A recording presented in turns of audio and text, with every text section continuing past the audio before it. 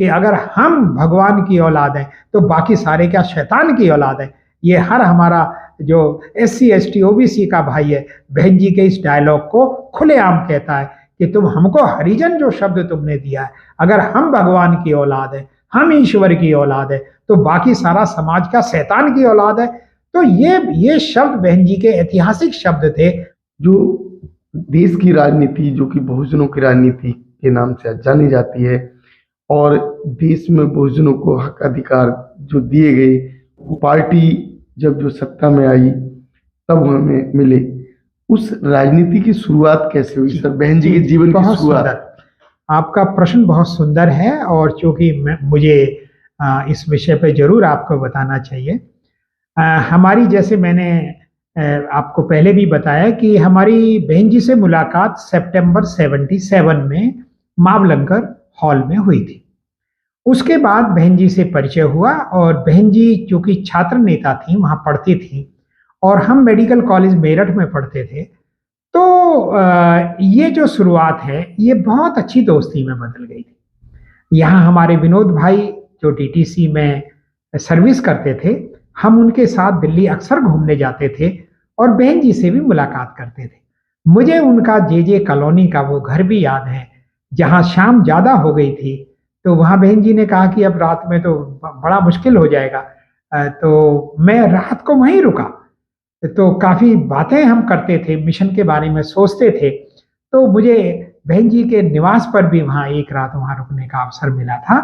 तो मैंने बहन जी को जो देखा, एक एक विद्यार्थी के रूप में देखा, एक चिंतनशील व्यक्तित्व के रूप में देखा, बहुत साधारण जीवन वाली बहुत साधारण जीवन जीने वाली वो बहन थी और बड़ा गंभीर जीवन वो जीती थी, क्योंकि हम तो साथ साथ घूमते भी थे।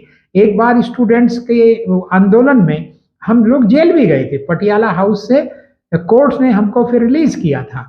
तो इस तरीके की तो हम काफी, और एक और खुशी की बात ये थी उस समय कि मेरे पिताजी और बहन जी के पिताजी डाक तार भवन में पटेल चौक पर एक ही ऑफिस में थे। तो जब भी मैं पिताजी से मिलने जाता था तो अंकल जी से भी मुलाकात होती थी और बहन जी भी वहां मिल जाती थी अक्सर। तो ये जो हमारा जो साथ है वो कोई ऐसा साथ नहीं था कि हम कोई 6 महीने में साल भर में मिलते हैं, हम महीने में 2 महीने में मुलाकात होती रहती थी। गाजियाबाद में 6 दिसंबर को हमारी मुलाकात उनसे सितंबर 77 में हुई। 6 दिसंबर को डॉक्टर अंबेडकर के परिनिर्वाण दिवस पर वो गाजियाबाद आई थी।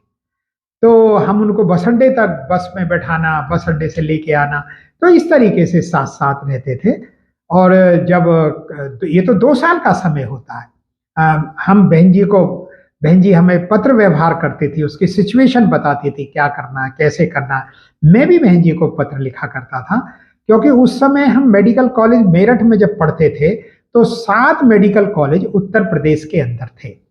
7 मेडिकल कॉलेजों में 1975 में पहली बार गवर्नमेंट ने रिजर्वेशन दिया था हमको, लेकिन 6 में हमारे नेक्स्ट ईयर जो एडमिशन हुए उसमें केवल 8 बच्चे आए थे।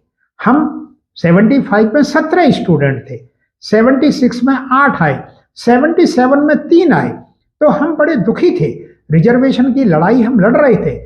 इस बारे में ही हम सितंबर में जो जाति तोड़ो अधिवेशन हुआ था उसमें राज नारायण जी से मिलने के लिए गए थे, बल्कि उसमें डॉक्टर रविंद्र बाबू लखनऊ से आए थे, डॉक्टर सतीश जी गोरखपुर से आए थे, आगरा से पवन जी आए थे, कानपुर से आए थे, झांसी से आए थे। तो 7 मेडिकल कॉलेज के रिप्रेजेंटेटिव वहां दिल्ली में पहुंचे थे और हमने हरियाणा भवन में राज नारायण जी से बात की। तो वहां पर जो बहन जी का ये जो एपिसोड हुआ, हम तो जानते भी नहीं थे बहन जी को, लेकिन वो जो घटना जो पूरा देश जानता है, बहन जी भी अपने आप कहती हैं और हम सब लोग भी कहते हैं कि अगर हम भगवान की औलाद हैं तो बाकी सारे क्या शैतान की औलाद है। ये हर हमारा जो SC ST OBC का भाई है बहन जी के इस डायलॉग को खुलेआम कहता है कि तुम हमको हरिजन जो शब्द तुमने दिया है, अगर हम भगवान की औलाद है, हम ईश्वर की औलाद है, तो बाकी सारा समाज का शैतान की औलाद है। तो ये शब्द बहन जी के ऐतिहासिक शब्द थे और उस समय हम मावलंकर हॉल में ही मौजूद थे। तो ये जो चीजें हैं, और उसके बाद दूसरे दिन जो घास के मैदान में जो मीटिंग हुई थी उसमें चौधरी चरण सिंह जो होम मिनिस्टर थे, वो जैसे ही स्टेज पर बैठने को हुए तो बहन जी इतनी उत्साही थी, इतनी एनर्जेटिक थी। इन्होंने एक दो लोग और थे इनके साथ, एक ब्रह्म प्रकाश जी शायद थे, तो इतना चौधरी चरण सिंह वापिस जाओ, चौधरी चरण सिंह वापिस जाओ, क्योंकि बेलछी कांड, पिपरा कांड, हमारे लोगों के साथ में कितने अत्याचार होते थे उस समय। ये बात आज हम कांपते हैं उस तरीके के अत्याचारों की बातें सुन करके। अत्याचार तो आज भी होते हैं, लेकिन गांव नहीं जलाए जाते इस तरीके। वहां पहले बड़ा घृणित अत्याचार हुआ करते थे। तो होम मिनिस्टर थे चौधरी चरण सिंह, तो उनको स्टेज पर बैठने नहीं दिया, वो उतर गए। वो बंदा बैठा ही था नीचे, 1 मिनट बैठा होगा, फिर उठ के चला गया। तो बहन जी का जो उत्साह था, उनका जो जीवन शैली थी, मिशन के प्रति जो उनके अंदर एक फायर थी, तो उस फायर को हमने काफी नजदीकी से देखा। और 2 साल तो, क्योंकि हम कांशीराम जी से तो 2 साल के बाद मिले, लेकिन 2 साल में बहन जी के साथ में हमारी अनेक मीटिंगें हुई। और उस समय कोई बहुत ज्यादा रिकॉर्ड रखने की इस तरीके की आदतें तो थी नहीं। आज अगर वो चिट्ठियां होती तो शायद उस पर कोई किताब लिखी जा सकती थी। लेकिन चलिए, बहन जी के ऊपर बहुत कुछ लिखा जा चुका है। आज का जो बहन जी के साथ आपका संबंध कैसा है? ये विषय मेरे लिए थोड़ा गंभीर है। वो इसलिए कि 81 में मेरी मैरिज हुई और 83 में साइकिल रैली से हम साहब के साथ रहे। 84 में बीएसपी का भी हमने काम किया। 85 में एमएलए के भी हमने कैंडिडेट्स के साथ मेहनत की। मैं सरकारी सेवा में आ चुका था। मेरी पोस्टिंग हो गई थी टेहरी गढ़वाल में, हम मेडिकल अफसर बन गए थे। तो राजनीति हम नहीं कर सकते थे, क्योंकि हम पर सिविल सर्विस कंडक्ट रूल लागू होता था और हमारे पास परिवार की जिम्मेदारियां थी, छोटे भाई बहन थे। और साहब ने खुद भी कहा था कि भाई जब परिवार है तो परिवार की जिम्मेदारी को पूरा करो। तो उसके बाद हम प्रत्यक्ष रूप से तो राजनीति से हमने दूरी बना ली। लेकिन हमें वो दिन याद है कि 17 ऑफिसर हुआ करते थे टेहरी के अंदर, 30 रुपए पर ऑफिसर हमको कंट्रीब्यूट करते थे। तो साहब का ऑपरेशन इंडियन लेना हो या बहुजन संगठक लेना हो, तो हम उनको इस बारे में आर्थिक रूप से उस समय मदद किया करते थे टेहरी गढ़वाल से।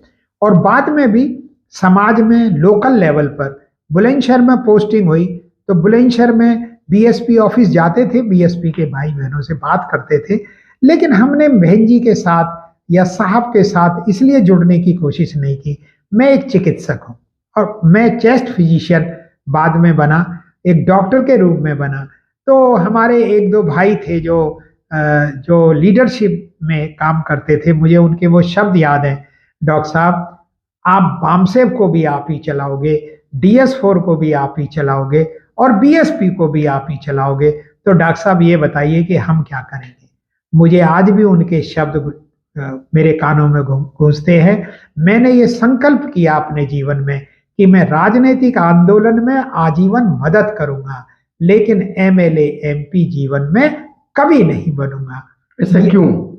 ये सिर्फ इसलिए कि जब हम जीवन भर अधिकारी रहे, अधिकारी बन के हम एमएलए एमपी बन जाए, तो ये जो समाज है ना, समाज में जो शेयरिंग है पावर्स की, हम अफसर बन लिए, समाज के लिए बहुत कुछ कर दिया, धन भी कमाया, पद भी पाया, इज्जत भी पाई, अब हम ही मिनिस्टर बने। ये चीज मेरे दिल को गवाही नहीं देती। इसलिए मैं अपने भाई बहनों को कहता हूं कि मैं आपके साथ रहूंगा, आपकी मदद करूंगा। आप एमएलए का इलेक्शन लड़ो, आप एमपी का इलेक्शन लड़ो। बहन जी के साथ कैसे संबंध है भी आपकी?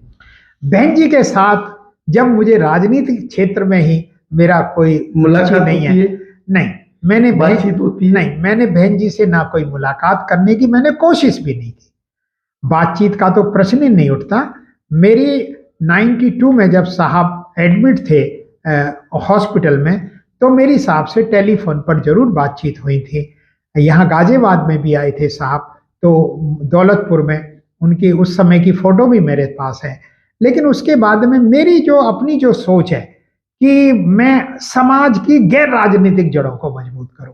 आज मैं पूरे देश के डॉक्टरों को जोड़ने का प्रयास कर रहा हूं। काश पूरे देश के डॉक्टर अगर इकट्ठा हो जाते हैं। आज की तारीख तक हमने हमारे लगभग 100 के लगभग हमारे आईडीएस के हमारे मेंबर बन गए हैं, जो 13 राज्यों से बने हैं। 5,000 रुपये हमारा लाइफ मेंबरशिप का कंट्रीब्यूशन है। तो हम चिकित्सक बंधुओं को जोड़ने का प्रयास कर रहे हैं। सामाजिक क्षेत्र में इंजीनियर्स को जोड़ना है, टीचर्स को जोड़ना है, व्यवसायियों को जोड़ना है, महिलाओं को तैयार करना है। तो हम जूम पोर्टल भी चलाते हैं शाम को 8:30 से 10:30 बजे तक। 4 साल हमको जूम पोर्टल चलाते हुए हो गए हैं। तो समाज को जगाने के काम में ही पूरा जीवन लगाना है। लेकिन राजनीति के लिए कोई हमने प्रतिज्ञा नहीं की है। राजनीति करना कोई बुरी बात नहीं है, लेकिन राजनीति के लिए धन भी चाहिए। हमारे पास धन के रूप में भी हम अपने आप को इतना कमजोर मानते हैं, तो इसलिए राजनीतिक इंटरेस्ट ऑटोमेटिकली हमारा बन नहीं पाया। धन्यवाद।